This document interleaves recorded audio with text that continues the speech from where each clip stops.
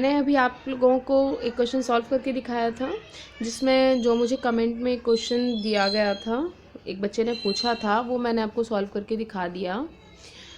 अभी हम लोग उसी के जैसा एक क्वेश्चन सॉल्व करने की कोशिश करते हैं। ये मैंने कोई भी एक क्वेश्चन अपनी मर्ज़ी से ऐसे ही लिख लिया है। देखिए, मेरा मकसद सिर्फ इतना है कि आपको इस तरह की इक्वेशन सॉल्व करनी आ जाए, ताकि आप एक्स की वैल्यू फाइंड कर पाएँ। जब आपको इक्वेशन सॉल्व करनी ही नहीं आएंगी तो फिर आप कोई भी वर्ड प्रॉब्लम या कुछ भी सॉल्व नहीं कर पाएंगे। तो सबसे पहले आपको बेसिक पता होना चाहिए कि सिंपल छोटी छोटी इक्वेशंस हम कैसे सॉल्व कर सकते हैं। जब वो सॉल्व करनी आ जाएंगी तो आप बड़ी इक्वेशंस भी ईजीली सॉल्व कर पाएंगे। तो हमारे पास लिखा हुआ है 4x - 3 + 7x = 14 + 4x - 7। इसी सेम क्वेश्चन को मैं 2 बार यानी 2 तरीके से सॉल्व करके बताऊंगी आपको। जो ठीक लगे उस तरह से आप कर सकते हैं। पहले मैं नॉर्मली करती हूँ, जैसे हम लोग सारे क्वेश्चन, जैसे हमने ऊपर वाला ये क्वेश्चन किया था। फिर मैं एक दूसरा तरीका भी, वो दूसरा तरीका एक्चुअली कोई दूसरा तरीका नहीं है, थोड़ा सा 1-2 स्टेप उसमें बस कम हो जाएंगे। ठीक है, तो करने की कोशिश करते हैं हम लोग। तो सबसे पहले मैंने आपको ऊपर वाले क्वेश्चन में बताया था कि हम लोगों ने क्या किया है, एक्स, क्योंकि हम लोग इनको सॉल्व नहीं कर पा रहे थे तो हमने एक्स वाले जो टर्म्स थे वो अलग कर लिए थे और विदाउट एक्स वाले अलग कर लिए थे। वही सेम हम इसमें करेंगे कि एक्स वाले टर्म्स हम लोग अलग कर लेंगे और विदाउट एक्स वाले अलग कर लेंगे। तो देखते हैं।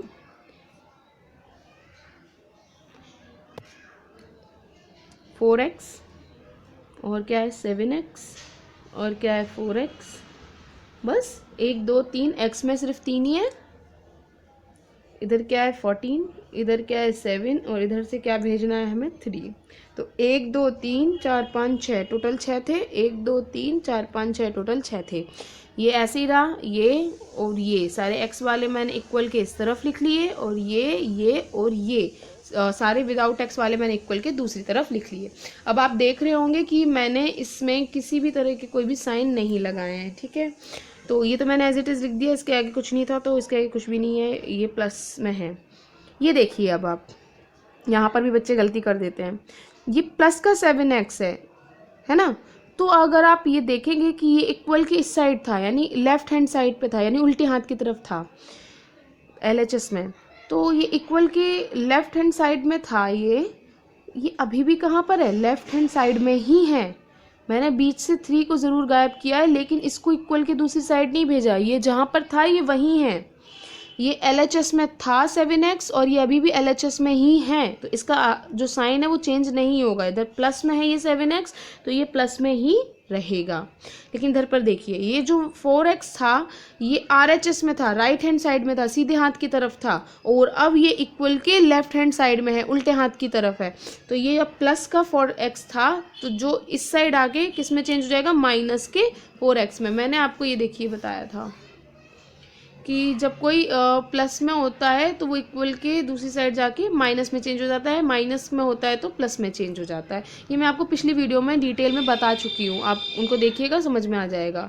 तो इधर देखिए, तो ये इधर पर RHS में था, RHS मतलब होता है राइट हैंड साइड, और अब ये LHS में आ गया, यानी लेफ्ट हैंड साइड में आ गया। इक्वल के इस साइड हो गया राइट, इस साइड हो गया लेफ्ट। तो ये पहले राइट में था, ये पहले राइट में था और अब ये लेफ्ट में आ गया, तो प्लस का किस में बदल जाएगा, माइनस में। ठीक है, ओके। ये देखिए, ये 14 का 14 रह गया 7। अब 7 इधर देखिए, ये इक्वल के RHS में था, राइट हैंड साइड में था, और अभी भी ये 7 RHS में ही है, राइट हैंड साइड में ही है, यानी इसके ने अपनी पोजीशन चेंज नहीं की, तो ये माइनस का माइनस में ही रहेगा।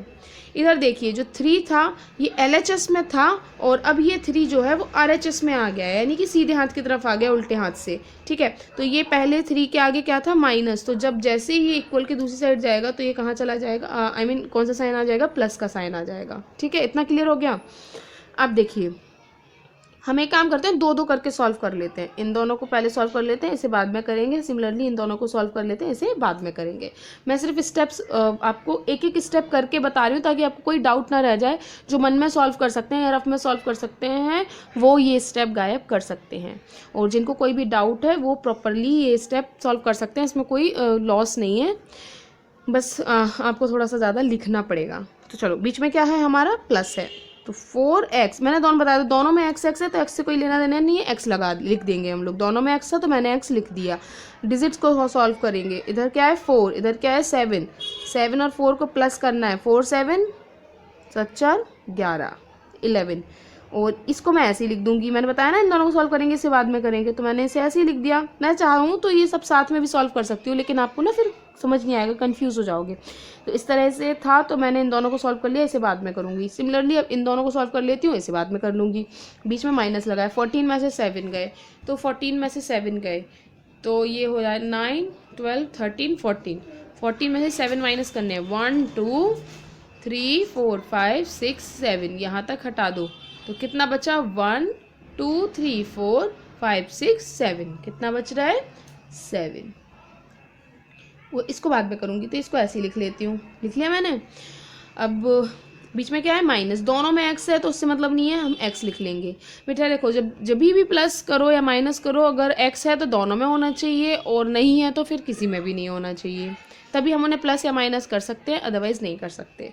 ठीक है, ऐसा मत कर देना कि ये क्वेश्चन लिखा हुआ है तो ये 4x - 3 है तो इनको 7x कर दो, या सॉरी इसको 4 में से 3 माइनस करके इसको x अकेला लिख दो, ऐसा नहीं कर सकते। इन दोनों को सॉल्व करने के लिए इन दोनों में x होना ज़रूरी है।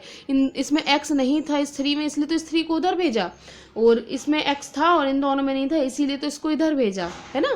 तो पहले हमें रीअरेंज करना होता है, x वाले एक साइड, यानी वेरिएबल वाले एक साइड और कांस्टेंट एक साइड करने होते हैं।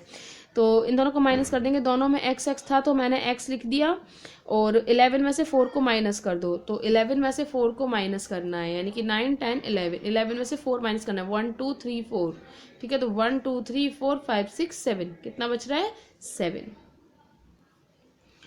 अब देखो ये कितना आ गया 10, तो x इक्वल क्या आ गया 10। जो भी हमेशा याद रखना, जो भी x के साथ होता है वो हमेशा डिवाइड में जाता है। x के साथ का मतलब क्या है, ये मल्टीप्लाई में। देखो मैंने आपको बताया था कि 2x का मतलब होता है 2 × x, मैंने बताया था ना 2x का मतलब होता है 2 × x, हमारे x 10 आया था ना, तो 2 × x। तो ऐसे ही 7x का मतलब है 7 × x। तो जब कोई भी चीज़ मल्टीप्लाई में होती है और वो इक्वल के दूसरी साइड जाती है तो वो डिवाइड में चली जाती है, हमेशा याद रखना। या फिर अगर ऐसे याद ना रह पाए तो आप ऐसे भी याद रख सकते हैं कि 7 के साथ जो भी लिखा होगा वो हमेशा नीचे जाएगा, ठीक है। अब आप चाहो तो इसे डिवाइड करके पॉइंट में आंसर ला सकते हो, चाहो तो इतना भी छोड़ सकते हो। अभी मैं इसको इतना ही छोड़ रही हूँ। अब हम इसको चेक कर लेते हैं, है ना, कि ये हमारा सही है या नहीं है। फिर मैं आपको इसी को सॉल्व करने का एक और तरीका बताऊंगी। पहले हम इसे चेक कर लेते हैं। देखिए हमारा 10/7 आंसर आया था, यानी जहाँ जहाँ x है हमें वहाँ वहाँ 10/7 लिखना है। हम इसको चेक कर रहे हैं हमारा आंसर सही है या नहीं है। तो x की जगह लिखा मैंने 10/7। देखो 4x का मल्टीप्लाई है, मतलब है 4 × x, 4x मतलब 4 × x, तो मैंने x की जगह ये वैल्यू रख दी। इसको मैं ब्रैकेट में लिखूंगी, क्योंकि प्लस या माइनस करने से पहले मुझे क्या करना है, मल्टीप्लाई को सॉल्व करना है। फिर -3 + 7 ×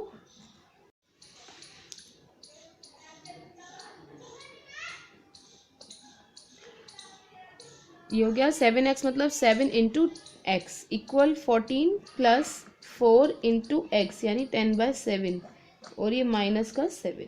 इतना क्लियर हो गया। चलो अब इसके नीचे कुछ नहीं है तो 1 मल्टीप्लाई जब बीच में लगा होता है तो ऊपर का ऊपर मल्टीप्लाई होता है, नीचे का नीचे मल्टीप्लाई होता है।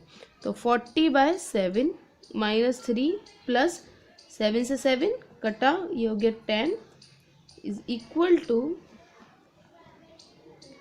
14 प्लस इसके नीचे कुछ नहीं है तो 1, ऊपर का ऊपर मल्टीप्लाई, नीचे का नीचे मल्टीप्लाई, तो 40/7 - 7। इतना क्लियर हो गया, ये देखिए अब, ठीक है। तो अब हम लोगों को क्या करना है, इनका एलसीएम ले लेते हैं। इसके नीचे कुछ नहीं है तो 1 है, इसके नीचे कुछ नहीं है तो 1 है, इसके नीचे कुछ नहीं है तो 1 है, इसके नीचे कुछ नहीं है तो 1 है। इतना क्लियर हो गया।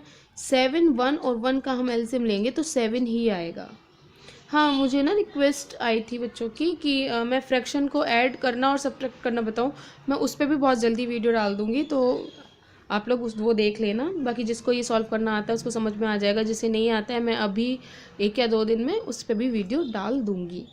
तो 7 1 1 का एलसीएम आएगा हमारा 7, और इधर आएगा 40, 7 3 = 21, 7 10 = 70 इक्वल इधर आएगा इनका एलसीएम 7 और 4 7 28, 7 7 8 9 प्लस 40, 7 7 49। ठीक है, इसके बाद हम लोग क्या करेंगे, इन दोनों को सॉल्व करेंगे, इसे बाद में करेंगे, इन दोनों को सॉल्व करेंगे, इसे बाद में करेंगे, जैसे अभी हमने पीछे किया ना।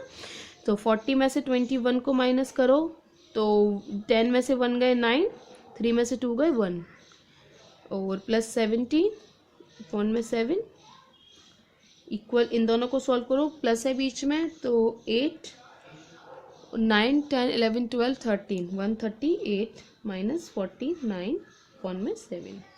ठीक है, अब क्या करना है, इन दोनों को ऐड, प्लस है ना, देखो इन दोनों में बड़ा कौन था 40, 40 के आगे कुछ नहीं था यानी प्लस था, तो 19 भी हमारा प्लस में आया। ठीक है ना, और ये दोनों तो फिर थे ही प्लस में, इन दोनों इधर देखो इनको क्या कर देंगे, ऐड कर देंगे, तो ये आ जाएगा 9 7 और 1 89/7 और इधर देखिए माइनस करना है, यानी 138 में से 49 माइनस करना है। आप लोग अपनी अपनी कॉपी में माइनस करिए और फिर देखिए ये 18 हो जाएगा, 9 10 11 12 13 14 15 16 17 18, कितना बचेगा 9 बचेगा, ये 2 यानी 12 हो जाएगा, 4 5 6 7 8 9 10 11 12, कितना बचेगा 8 बचेगा बाय 7। ये देखिए हमारी LHS और RHS दोनों क्या आ रही है, सेम आ रही है, यानी कि जो हमारा आंसर निकला था 10/7 वो एकदम सही है। ठीक है, अब मैं इसी क्वेश्चन को आपको एक दूसरे तरीके से सॉल्व करके बताती हूँ और देखते हैं उससे हमारा आंसर 10/7 आता है या नहीं आता है। ओके,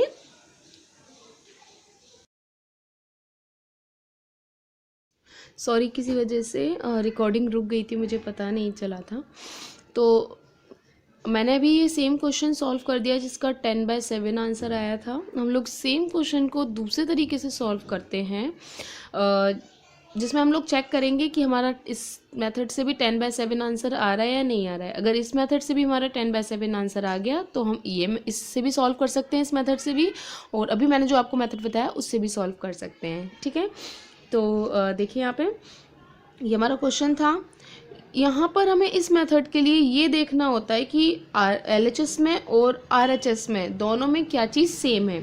तो इधर 4x है, इधर भी 4x है, इधर 7x है और इधर 7 है, तो ये सेम नहीं माना जाएगा। इधर 7x है और इधर पे खाली 7 है, तो 7x और 7 एक जैसे नहीं हैं। इसमें x है और इसमें x नहीं है। यहाँ सिर्फ जो एक जैसा है वो 4x और 4x है। ठीक है, तो इस मेथड के लिए हमें क्या करना होता है, पहले LHS और RHS में देखते हैं कि क्या चीज़ सेम है, प्लस उनके साइन भी सेम होने चाहिए। इधर 4x है, इधर भी 4x है, इसके आगे कुछ नहीं है, यानी कि ये प्लस का 4x है और इसके आगे प्लस ऑलरेडी लगा हुआ है, तो ये भी प्लस का 4x है इक्वल के इस साइड और ये भी प्लस का 4x है इक्वल के इस साइड। यानी LHS और RHS में इधर भी प्लस का 4x है, इधर भी प्लस का 4x है, तो ये कट जाएंगे। अगर इधर माइनस का 4x होता, इधर प्लस का 4x होता, या इधर प्लस का 4x होता और इधर माइनस का 4x होता, तो ये कभी भी नहीं कटते। ठीक है, इक्वल के ये इस तरह से हो कि इक्वल के एक तरफ कुछ हो और एक तरफ, मतलब इक्वल के इस तरफ और इक्वल के इस तरफ जो भी डिजिट हैं वो सेम हो, जो भी टर्म है वो सेम हो और उनके साइन भी सेम होने चाहिए, तो वो कट जाते हैं। इक्वल के इधर भी 4x था, इक्वल के उधर भी 4x था, ये भी प्लस का 4x था, इसका कुछ नहीं है तो प्लस होता है, और ये भी प्लस का 4x था, तो ये कट जाएंगे। ठीक है, अब हम देखते हैं हमारे पास क्या बच रहा है। इधर पे माइनस का 3 प्लस का 7x, ये मैं स्टेप्स लिख रही हूँ, इन सबको आपको एक एक स्टेप को लिखने की ज़रूरत नहीं है, आप मन में सॉल्व कर सकते हैं। इस तरह से हो गया। अब देखिए, अब ये हमारा इजी हो गया ना। अब हम क्या करेंगे, हम इन दोनों को सॉल्व नहीं कर सकते क्योंकि इसमें x है और इसमें x नहीं है, दोनों में x होना चाहिए, और ये तो सॉल्व हो जाएंगे बिकॉज इन दोनों में x नहीं है।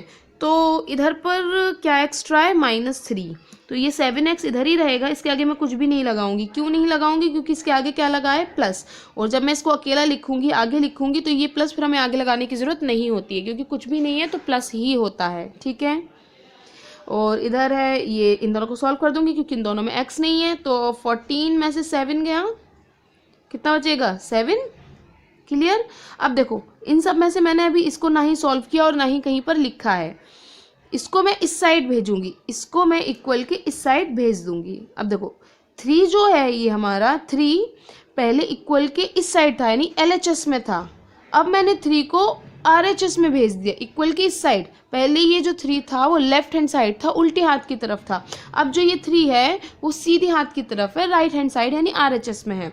तो जब इक्वल के उस साइड कोई चीज़ जाती है यानी कि LHS से RHS में गई, माइनस था ना, ये 3 के आगे क्या है माइनस, तो माइनस है जब इक्वल के उस साइड जाएगा तो वो प्लस में चेंज हो जाएगा। ये मैं अभी भी बता चुकी हूँ और अपनी पहले बहुत सारी वीडियोस में बता चुकी हूँ और एक वीडियो पूरा डिटेल में भी बना चुकी हूँ इसके बारे में। तो ये 7x ऐसे ही रहेगा। अब इन दोनों को ऐड कर देंगे तो ये हो जाएगा 10। अभी मैंने बताया था जो भी x के साथ होता है वो हमेशा नीचे जाता है क्योंकि ये इसके साथ मल्टीप्लाई में है, और जो भी मल्टीप्लाई में होता है वो इक्वल के दूसरी साइड जाके डिवाइड में चला जाता है। ठीक है, तो ये हमारा क्या आ गया, x इक्वल 10/7। और हमने जस्ट अभी चेक किया है कि x इक्वल 10/7 हमारा बिल्कुल सही आंसर है ना। तो इससे भी हमारा x इक्वल 10/7 ही निकला, यानी कि हमारा आंसर बिल्कुल सही है। हम ये तरीका भी अपना सकते हैं। इस तरीके में हमने कुछ भी नहीं किया, बस देख लिया LHS RHS में क्या सेम है और उनके साइन भी सेम होने चाहिए तो वो कैंसिल हो जाते हैं। क्या हो बेटा? ओके बेटा, थैंक यू।